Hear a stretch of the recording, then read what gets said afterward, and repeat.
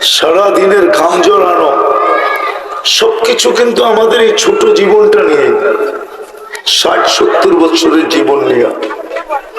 এমন একজনে এখানে নাই যে বলতে পারবে না যে আমি ডেলি 1 মিনিট 24 ঘন্টার ভিতর থেকে 1টা মিনিট আমি পৃথক করি, আর 1টা মিনিট আমি নিচুম ভাবে ভাবি যে আমার এই জীবনটা তো একদিন না একদিন শেষ হবে, আমি আরেকটা জগতে চলে যাব। ওই জগতের জন্য আমি কতটুকু প্রস্তুত বা কতটুকু প্রস্তুতি নিলাম, দুটা শব্দ কিন্তু। আমি কতটুকু প্রস্তুত বা আমার প্রস্তুতি কতটুকু, এরকম এখানে একজনও তো হাত উঠাইতে পারবো না আমরা যে আমি ডেইলি 1 মিনিট এইভাবে নির্জনে একা একই বিলকুল মন দিয়া আমি এটা ভাবি।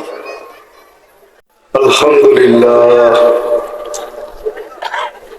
আলহামদুলিল্লাহ লা নুহসি সানাআন কামা হুয়া আসনা আলা নাফসি আল্লাহুম্মা লাকাল হামদ কুল্লাহু দিক্কাহু জিল্লাহু সিররাহু ওয়া আলানিয়াতাহু আউওয়ালাহু ওয়া আখিরাহু সাগীরাহু ওয়া কাবীরাহু আল্লাহুম্মা লাকাল হামদ কামা ইয়ানবাগি লিজালালি ওয়াজহি ওয়া আযীমি সুলতানি আল আহাদুস সামাদ الذي لم يتخذ صاحبة ولا ولد خلق الخلق وأحصاهم عدد رفع السماء بقدرته بغير عمد بسط الأرض بقدرته على ماء الجمد قسم الرزق فلا ينسى من خلقه أحد ولم يكن له كفوا أحد والصلاة والسلام على حبيبنا وقطعة كبدنا مجتبى مصطفى محمد رسول الله صلى الله عليه وعلى آله وأصحابه وأتباعه صلاة وسلاما تنجينا بها من جميع الأحوال والآفات وتقضي لنا بها جميع الحاجات وتطهرنا بها من جميع السيئات وترفعنا بها عند الله أعلى الدرجات أما بعد فأعوذ بالله من الشيطان الرجيم بسم الله الرحمن الرحيم إن الله اصطفى لكم الدين وقال جل جلاله فلا تموتن إلا وأنتم مسلمون وقال رسول الله صلى الله عليه وسلم ألا إن رخى الإسلام لدائرة فدوروا مع الإسلام حيث دار أو كما قال عليه الصلاة والسلام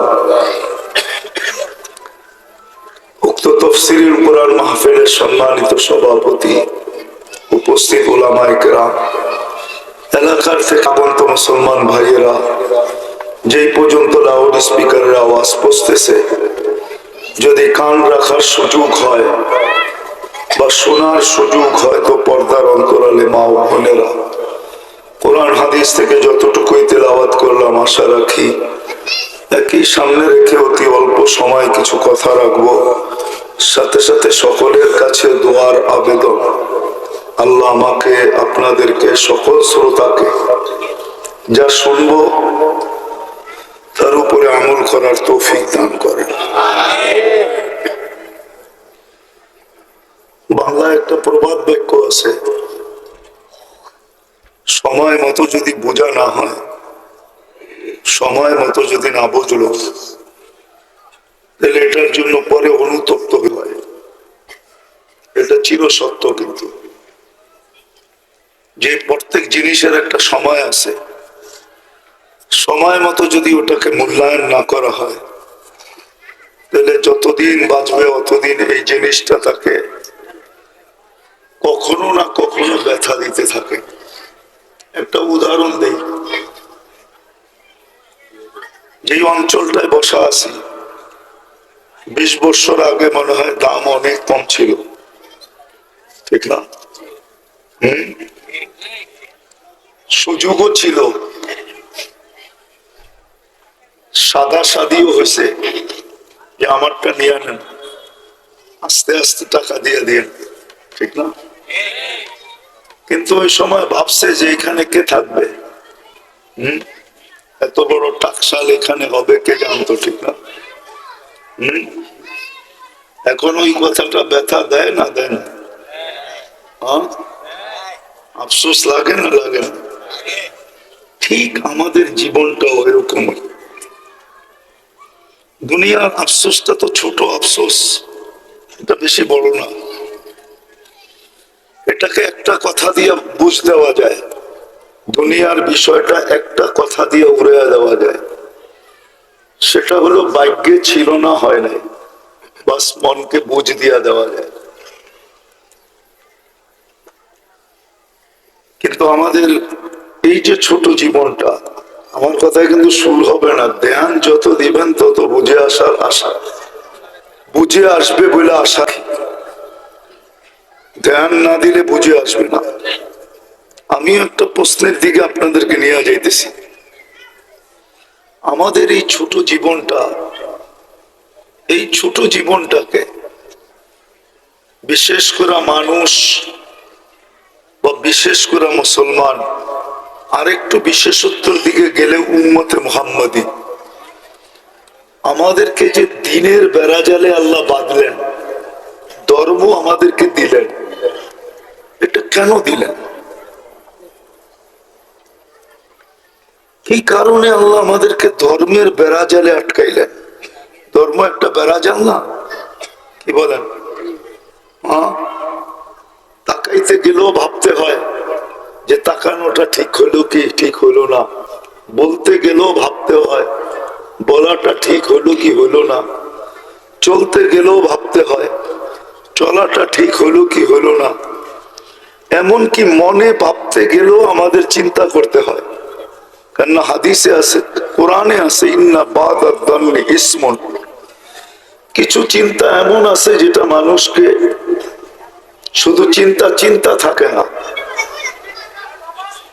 বড়ই গুনায় লিপ্ত হওয়া যতটুকু, ওই চিন্তাটাও অতটুকু।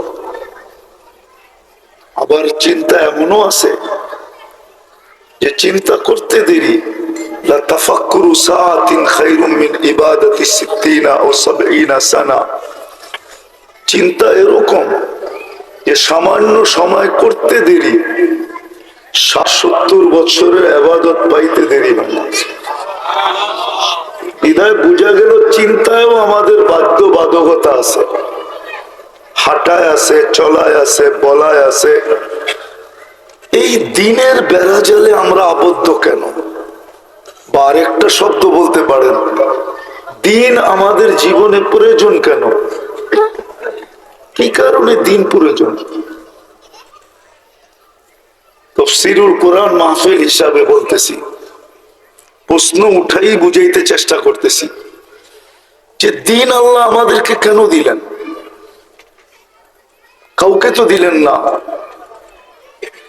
উচিত তো ছিল উম্মতে মুহাম্মদী সদিচ্ছায় বানাইছেন, সদিচ্ছায় না, আমাদের ইচ্ছায়, কি বুঝাইতে পারতেছি না? আমরা উম্মতে মুহাম্মদী কি সদিচ্ছায় না আল্লাহর ইচ্ছা? নিজের ইচ্ছায় আমাদেরকে উম্মতে মুহাম্মদী বানাইলেন, আবার একটা আবদ্ধতার ভিতরে আমাদেরকে ঠেলা দিলেন, একটা জালের ভিতরে আটকায় দিলেন, চতুর্দিকে দেওয়াল দাঁড় করায় দিলেন। এটা করলেন তো করলেন কেন? এটাই বুঝার বিষয়, এটাই বুঝার বিষয়। আমাদের জীবন কিন্তু একটা না, দুনিয়ার জীবনটা আমাদের আসল না।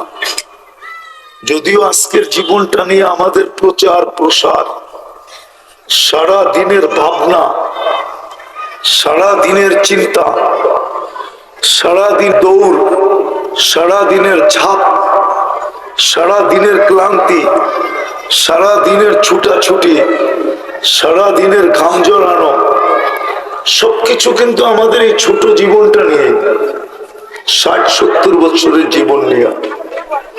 এমন একজনে এখানে নাই যে বলতে পারবে না যে আমি ডেলি 1 মিনিট 24 ঘন্টার ভিতর থেকে 1টা মিনিট আমি পৃথক করি, আর 1টা মিনিট আমি নিঝুম ভাবে ভাবি যে আমার এই জীবনটা তো একদিন না একদিন শেষ হবে, আমি আরেকটা জগতে চলে যাব। ওই জগতের জন্য আমি কতটুকু প্রস্তুত বা কতটুকু প্রস্তুতি নিলাম, দুটা শব্দ কিন্তু। আমি কতটুকু প্রস্তুত বা আমার প্রস্তুতি কতটুকু, এরকম এখানে একজনও তো হাত উঠাইতে পারবো না আমরা যে আমি ডেইলি 1 মিনিট এইভাবে নির্জনে একা একই বিলকুল মন দিয়া আমি এটা ভাবি।